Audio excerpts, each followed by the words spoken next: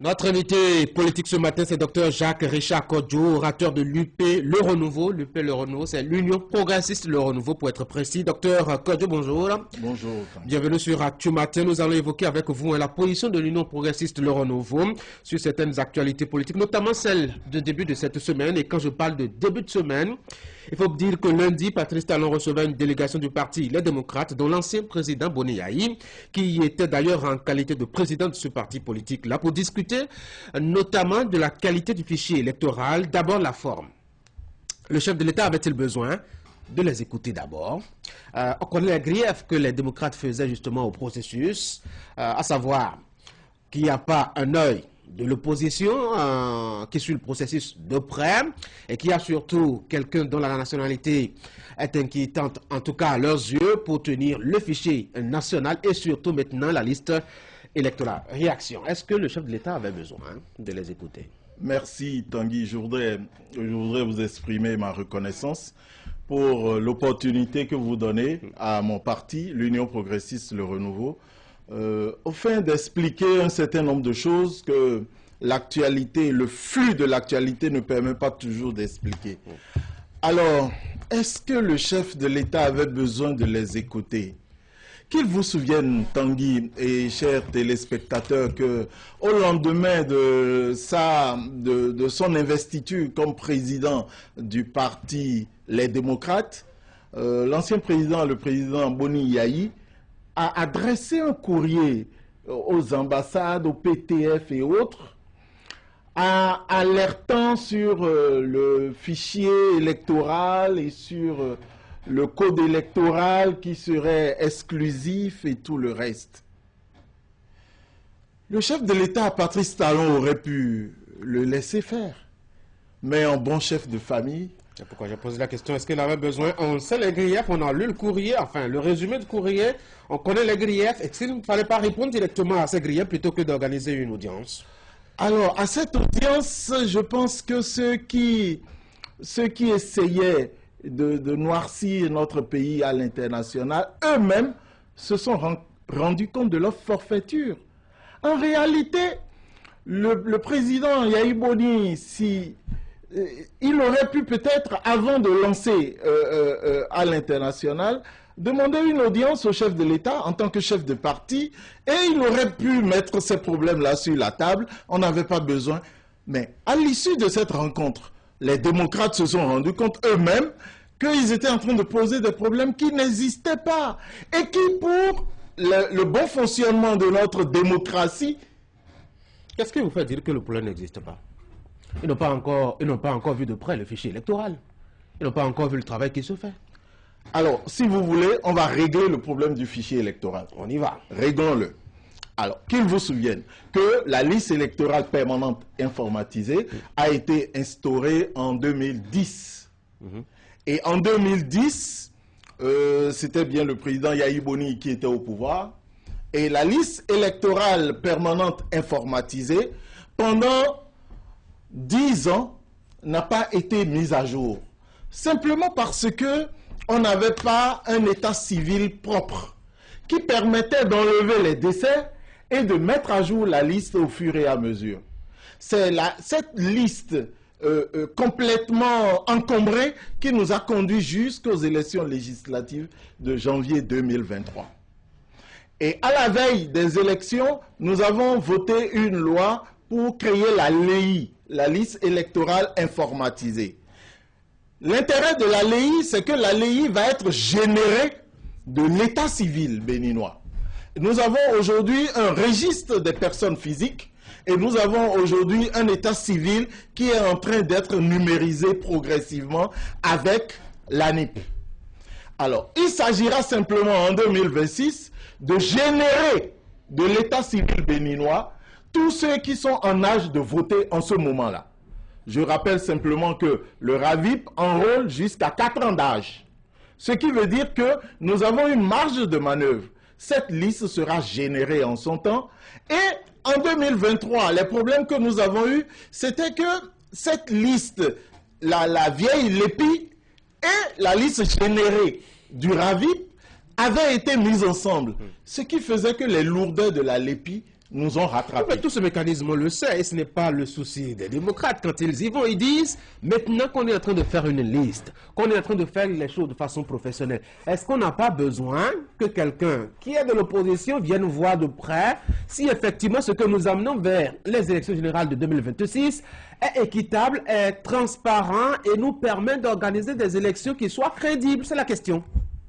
Ben, je pense que c'est une question qui n'a pas sa raison d'être. Pourquoi? Ça n'a pas sa raison d'être simplement parce que c'était un processus qui était en cours avant la naissance du parti Les Démocrates.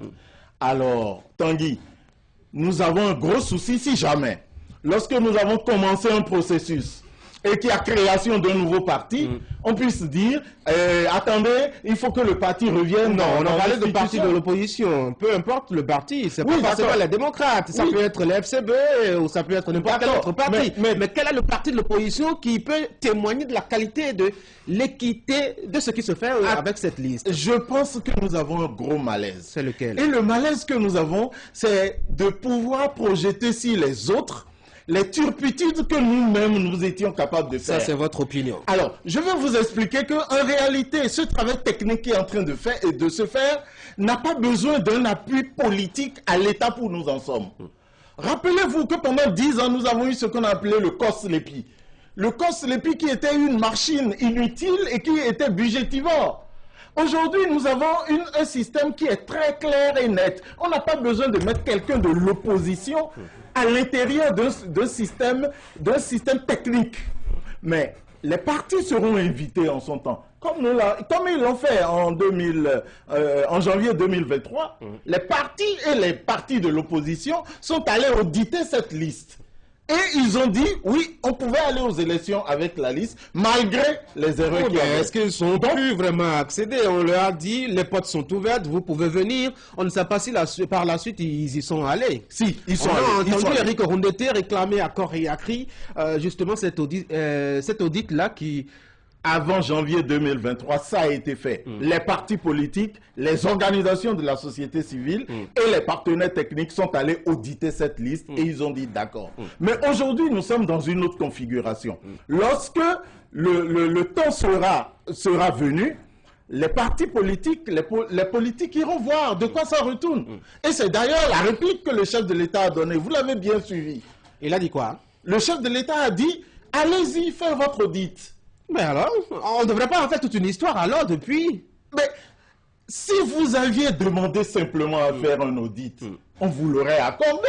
Mais pourquoi vous vous mettez à crier, à écrire aux partenaires, au développement, à dire qu'il y a un problème? Ça vous embête qu'on ait écrit... Sans avoir jamais vérifié. Oui, ça m'embête. Oui, qu'on ait écrit aux partenaires pour informer de ce qui se passe. Oui. Alors, ça me dérange au plus haut point. Pourquoi? Parce que c'est une question de responsabilité. Ceux qui aspirent à nous diriger doivent faire montre d'un peu plus de sérieux. Mais on a vu à une autre époque d'autres personnes financer des députés, parfois au niveau donc des États-Unis, pour parfois intervenir sur des actions de soutien au développement du Bénin.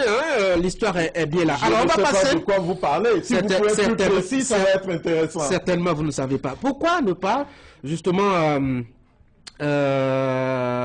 répondre, je dois dire, à ceux qui intervenaient le lundi, sur les axes de conception de cette LEPI. On a parlé du fichier tout à l'heure. On avait évoqué aussi la question de la nationalité de la personne qui conduisait l'opération. Oui, ben moi je trouve que c'est un débat très, très malsain et qui manque de hauteur, de hauteur d'esprit. Je pense simplement que dans le contexte actuel de ce monde, où il est impérieux de faire appel aux capacités qu'il faut pour régler les problèmes qu'il faut, je pense qu'être en train de parler de problèmes de nationalité aujourd'hui, ou on est en train de faire de la politique politicienne, ou simplement on n'a pas le niveau pour comprendre le monde qui avance aujourd'hui. Le fichier électoral et le fichier national. Ça n'a rien à voir avec celui qui manipule, celui qui dirige et l'ANIP. Ça n'a rien à voir. Le fichier électoral n'a rien à voir avec lui. Le fichier électoral, c'est ça qu'il faut qu'on explique aux gens. Lui n'a rien à voir avec ça. Les Béninois vont se faire recenser. On prend les empreintes digitales des Béninois. On les met dans une liste. C'est l'état civil béninois. On a un registre des personnes physiques. On a un registre d'état civil. On dit que à l'heure de l'élection, où, à la veille de l'élection, on prend ce registre et on écrit un algorithme qui génère simplement la liste des électeurs. Où est l'affaire de nationalité dans ça? Alors, si celui qui sait faire la chose, si celui qui l'a implémenté quelque part, qui sait le faire, on lui fait appel pour nous aider à le faire, sa nationalité n'a rien à voir avec les Béninois qui sont dans la base. Pourquoi on ne fait pas former les cadres béninois auprès de lui pour tenir le fichier? Oui, faire l'opération. Mais c'est ce qui est en train d'être fait, justement. Parce que à la fin de son mandat, les Béninois prendront allègrement la relève parce qu'ils auront eu l'expérience. Docteur Kodjo, ceux qui se voyaient lundi soir ont discuté aussi de la question de libération des détenus politiques et du retour des exilés. Patrice Talon refuse d'y prendre une part. Pourquoi le président se refuse à aider? Oui, moi je pense simplement que nous avons un gros souci dans notre pays. Le souci que nous avons consiste à faire valoir le fait que les gens les gens puissent faire valoir leur propre turpitude. Je suis en face d'adultes qui, à un moment donné de la vie... On ne va pas verser dans les insultes. Non, directement. Non, je vous parle de turpitude. Oui, pourquoi Patrice Talon se refuse à poser un acte qui pourrait quand même aider des concitoyens à lui, des compatriotes à lui? Est-ce que je peux corriger que le mot turpitude n'a rien à voir avec quand vous parlez d'adultes, c'est de façon... Je vous parle d'adultes. Connotation? Non, pas du tout. Oui. Pas du tout. Je vous parle d'adultes qui, à un moment donné de leur vie, ont pris la décision de poser des actes répréhensibles. Et à la fin, tout le monde dit non, et il faut leur pardonner. Moi, je ne comprends pas cet état d'esprit dans lequel nous sommes. Quand est-ce que nous allons bouger? Pardon, quand on regarde un peu l'histoire politique du Bénin, l'amnistie ou les grâces, bon, ça intervient récemment, on en a eu l'amnistie. Je vous rappelle que le président Patrice Talon a déjà gracié plein de gens liés aux manifestations d'élection.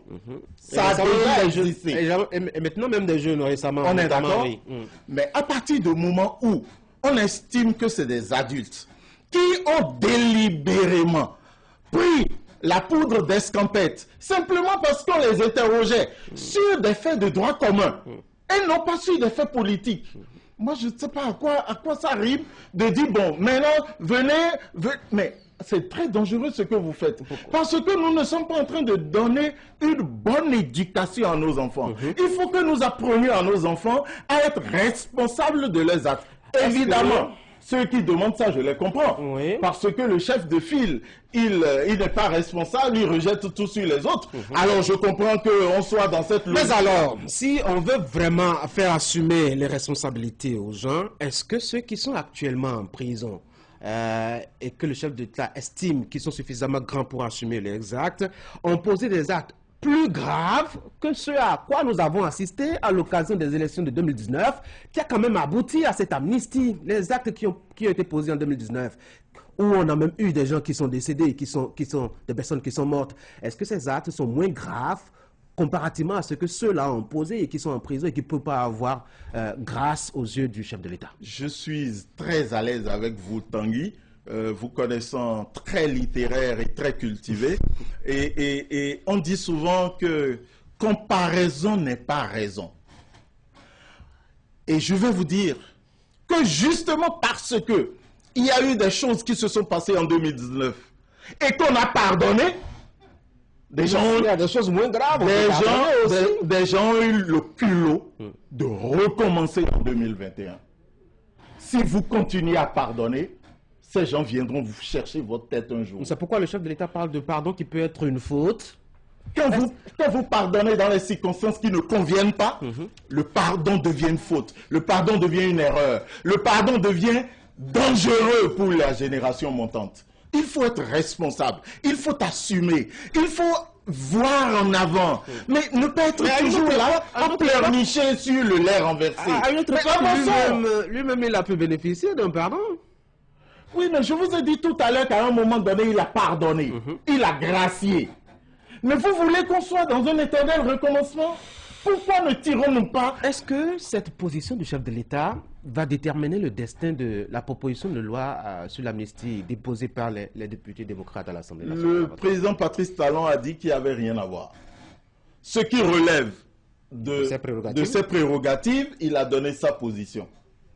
Les députés sont libres. Ah oui? Si les députés sont entièrement libres, Tanguy, si les démocrates arrivent à convaincre leur père de voter la loi d'amnistie, alors ça va être dangereux que l'Assemblée nationale vote la loi d'amnistie et que le chef de l'État refuse de promulguer. En quoi est-ce que ce sera dangereux? Oui, parce que là, il va se mettre en porte-à-faux avec la représentation nationale. Et donc, je ne le vois pas, le président Patrice Talon en train de refuser de promulguer une loi lorsque cette loi aura fait l'unanimité à l'Assemblée nationale. Il ne peut pas s'opposer à promulguer une loi qui est votée par l'Assemblée nationale, c'est pas possible. Ils peuvent demander une relecture, etc., quitte à ce que les députés reprennent leur copie et la relisent, mais il ne peut pas s'opposer à cela. Je vous dis simplement que le travail repose dans les mains des députés, que ceux qui ont proposé la loi puissent convaincre leur père d'avoir la majorité et je pense que la loi d'amnistie sera applicable. On a entendu quelques députés UPR se prononcer, hein? Nikez Fagnon par exemple, et avant lui bien d'autres, notamment le député Aladati aussi qui s'est prononcé, si mes souvenirs sont bons là-dessus. Quelle est la position de l'UPR sur cette affaire d'amnistie, de loi d'amnistie? Est-ce que vous en aviez discuté au sein du parti? Ça n'a pas fait l'objet de débat au sein du parti, mais moi je pense personnellement que ce n'est pas un débat qui gênerait les députés de l'Union progressiste, le renouveau. Si jamais on leur apporte la preuve de ce qu'il faut voter cette loi et on arrive à les convaincre individuellement et collectivement, ils voteront cette loi. Mais il faudra les convaincre, il faudra leur apporter les preuves de ce que cette amnistie permettra à notre pays d'avancer. Il ne s'agit pas, parce qu'aujourd'hui nous sommes focalisés PAG2. Nous sommes plein zoom sur PAG2. Et donc, si cette loi nous permet de réaliser le PAG2, moi je ne vois pas les députés de l'Union progressiste le renouveau s'y opposer. Parce que nous travaillons tous les jours à l'Union progressiste le renouveau à l'amélioration des conditions de vie de nos concitoyens. Donc, si cette loi participe de l'amélioration des conditions de vie de nos citoyens... Quelle sera la position de l'EPR? Moi, je ne vois pas. On ne peut pas s'opposer à ce que nous défendons tous les jours. Donc, il faudra nous montrer que cette loi permet l'amélioration des conditions de vie de chaque Béninois, permet d'avancer et vous verrez que ça va être la joie. J'ai beaucoup de questions, hein. Le temps il est parti, je ne l'ai même pas vu filer. Alors, une dernière peut-être pour la route, même si vous n'êtes pas député à l'Assemblée nationale, l'opposition s'inquiète à l'Assemblée nationale du niveau d'endettement du Bénin. Ça ne vous inquiète pas aussi? Alors, Tanguy, je souris. Pourquoi? Je souris simplement parce que... question est si bête que ça. Enfin, je ne sais pas qu'on puisse être aussi pessimiste dans le jeu politique. Qu'on soit aussi pessimiste et de mauvaise foi dans le jeu politique. Comment ça? Alors, je ne sais pas si vous vous rappelez, il semblerait que des gens auraient demandé au président Félix Houphouët-Boigny pourquoi il s'endettait autant. Et le président Félix Houphouët-Boigny dit, mais est-ce que vous avez jamais vu un pays en garde à vue parce qu'il était endetté? Je ne comprends pas qu'on soit aussi... Mais ça peut nous pénaliser, ça peut engager l'avenir de plusieurs générations, ça peut compromettre beaucoup de politiques. Vous imaginez un gouvernement qui n'a pas de marge de manœuvre, qui arrive au pouvoir, qui n'a pas de marge de manœuvre parce que le pays est suffisamment endetté au-delà du seuil réglementaire. C'est un véritable problème. Je pense qu'on ne peut pas être aussi malsain d'esprit. Je vais vous expliquer. D'abord, la règle est connue, vous êtes très cultivé pour ça, on ne prête qu'aux riches. On ne prête qu'aux riches. Et ceux qui acceptent de nous prêter de l'argent, c'est d'ailleurs parce que nous avons établi un climat de confiance. Que les gens acceptent de nous prêter de l'argent. On ne prête qu'aux riches. Ça veut dire que notre pays est un pays riche, est un pays sérieux, est un pays que les gens considèrent, est un pays en qui les gens ont confiance. Vous-même, Tanguy, vous ne prêtez pas de l'argent à quelqu'un qui n'est pas sûr de vous rembourser. Premier élément. Deuxième élément, nous sommes en train de voir les projections ou les fruits de cet argent que nous avons prêté. Il est évident que lorsque nous avons construit une autoroute lorsque nous avons construit une belle infrastructure, lorsque nous avons mis en place la G10, nous n'avons pas mis en place la G10 pour 2 ans. Nous n'avons pas mis en place la G10 pour un mandat du président Patrice Talon. C'est pour 30 ans, c'est pour 50 ans, c'est pour 100 ans.